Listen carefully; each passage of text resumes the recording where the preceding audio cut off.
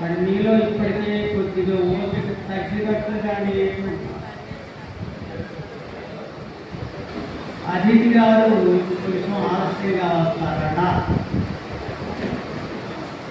మాకు ఛాన్సే ఎక్కువసేపు మాట్లాడుకోవాలి.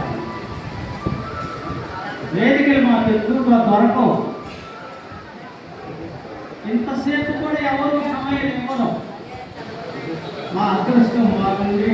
ఆయన ఆలస్యంగా వస్తున్నారు కనుక నేను మాట్లాడక తప్పదు, మీరు విసిపోగా తప్పదు.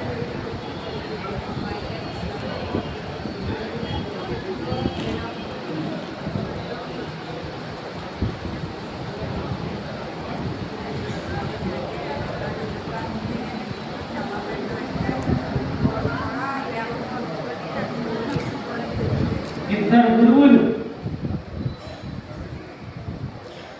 కేవలం ఇద్దరు గురువులతో సాధారణంగా పుట్టినటువంటి జాషువా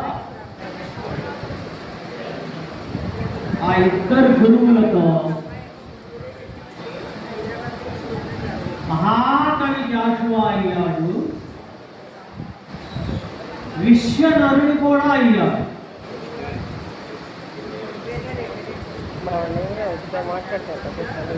1680 పేజీలు జాషువా గారి సమగ్ర సాహిత్యాన్ని ప్రచురించినటువంటి మనసు ఫౌండేషన్ వారు.